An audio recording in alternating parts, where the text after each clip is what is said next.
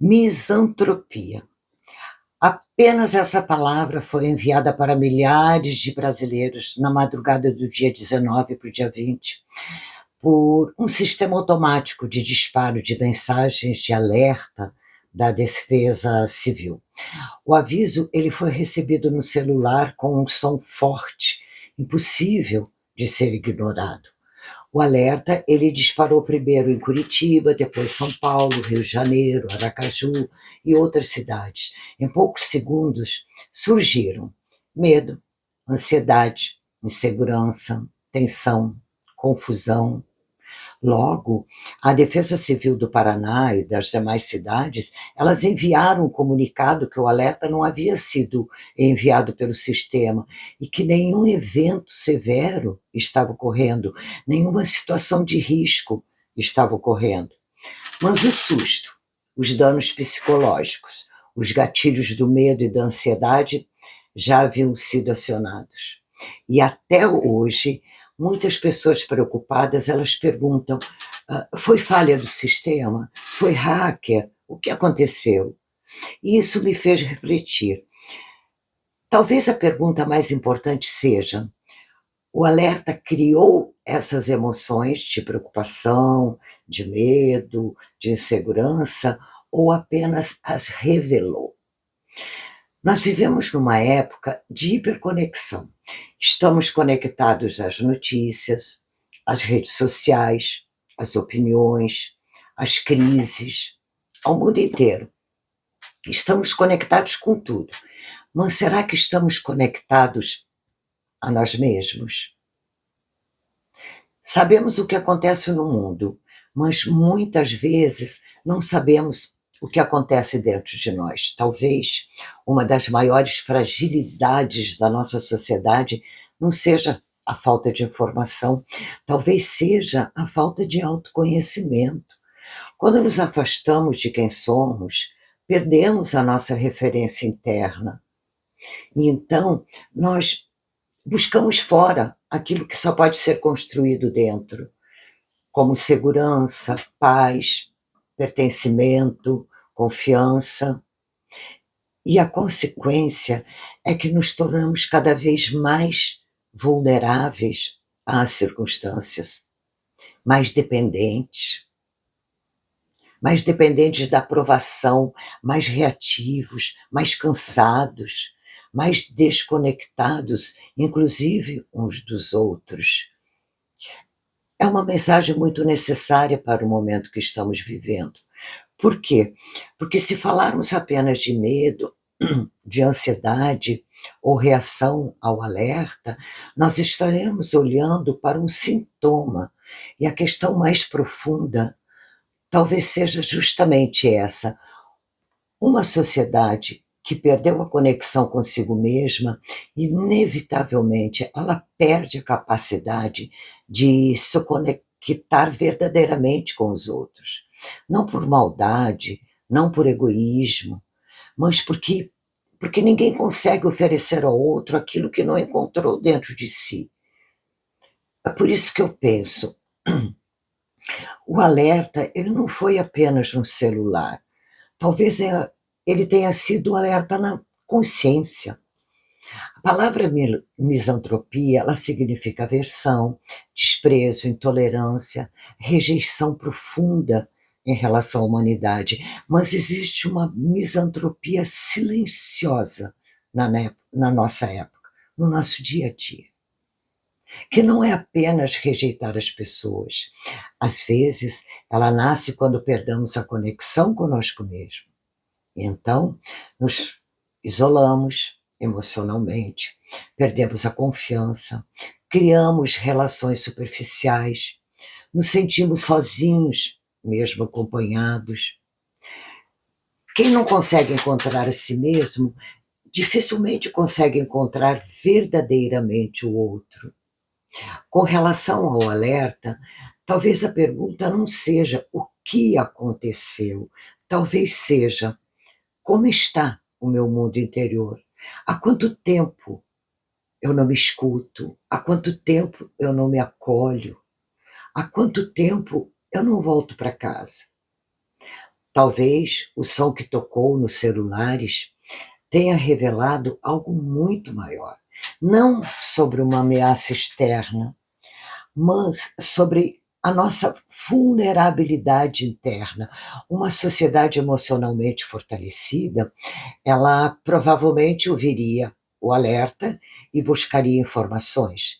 Uma sociedade emocionalmente exausta reage primeiro pelo medo, porque vive em estado permanente de tensão, vive em estado permanente de sobrevivência, em estado permanente de alerta.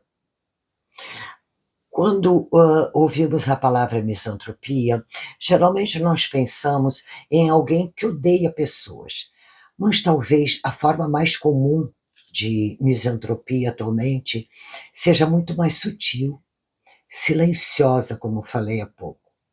Ela não se manifesta como ódio, ela se manifesta como desconexão. Vivemos cercados de pessoas, conectadas por redes, disponíveis 24 horas por dia. E, paradoxalmente, cada vez mais sozinhos, mais isolados, mais desconfiados, mais fechados emocionalmente. Não porque deixamos de gostar das pessoas, mas porque deixamos de habitar a nós mesmos.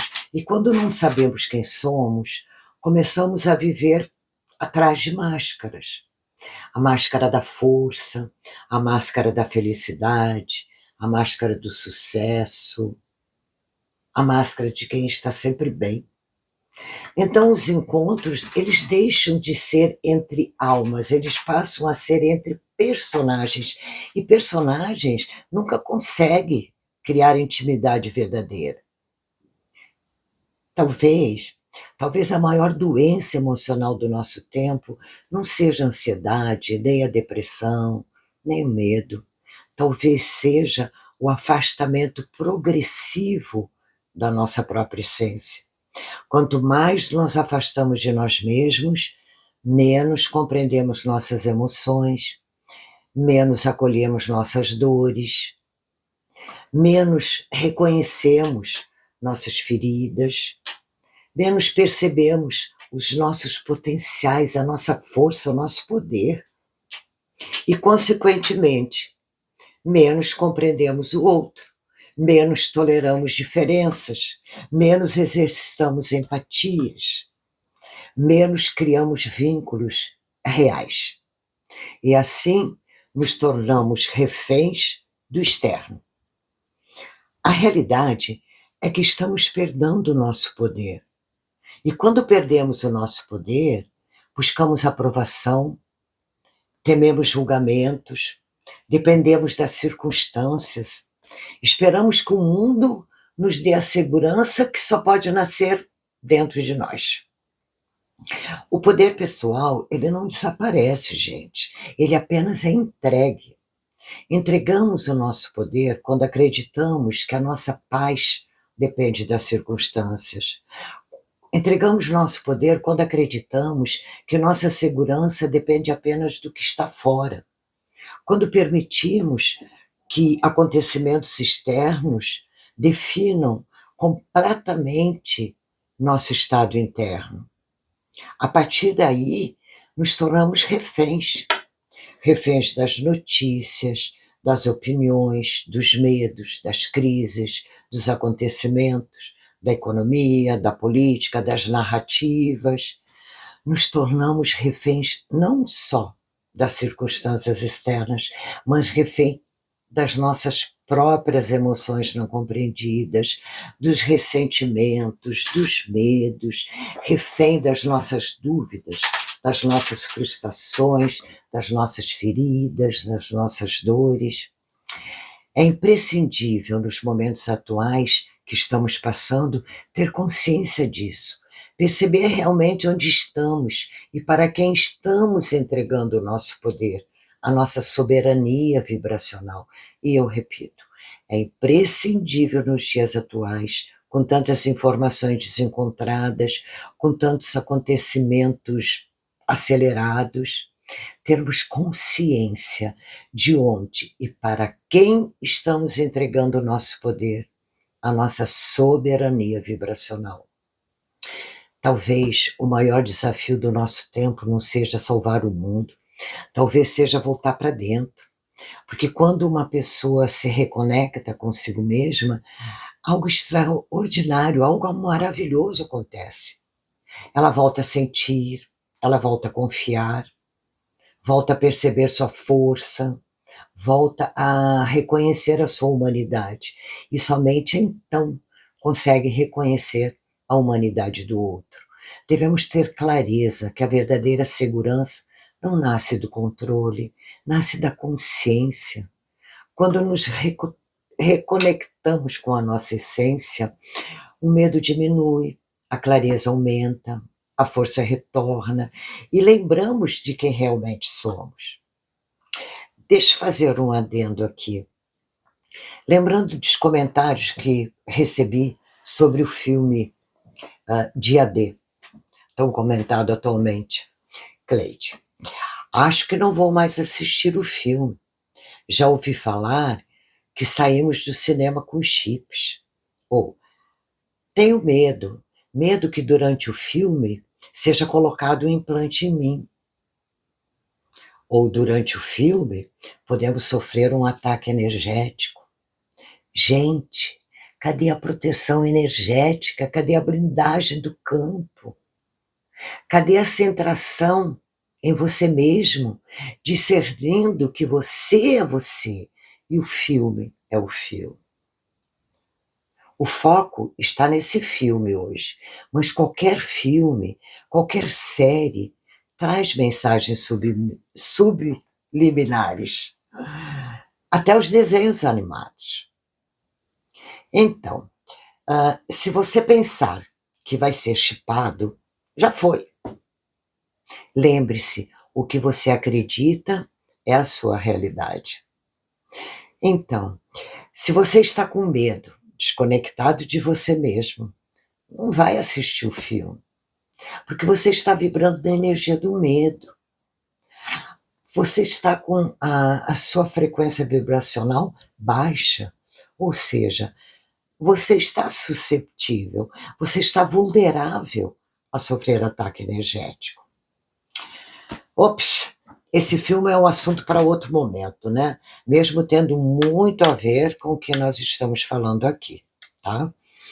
Pois bem, talvez a cura da sociedade, ela não começa nos filmes, nas séries, não comece nas redes, não comece na política, na tecnologia. Talvez ela comece quando cada ser humano decidir responder a pergunta que o alerta silenciosamente nos fez. Há quanto tempo você não volta para casa? E casa, nesse contexto, não é um lugar, é você mesmo. Então, meus queridos, vamos voltar para casa? Eu te convido a refletir quais são os lugares em que você está entregando o seu centro, a sua força. Assume o seu poder. Pare de entregar seu centro de poder para o externo. Lembre-se da potência das suas escolhas e do seu livre-arbítrio. Reivindique seu poder interior, reivindique sua própria maestria, reivindique todas as qualidades, dons, virtudes, atributos do seu ser divino. Seja luz, seja verdade, seja a clareza que você gostaria de encontrar no mundo. E lembre-se, sempre, sempre, tudo começa dentro de você, ok? Com carinho, beijos, até a próxima.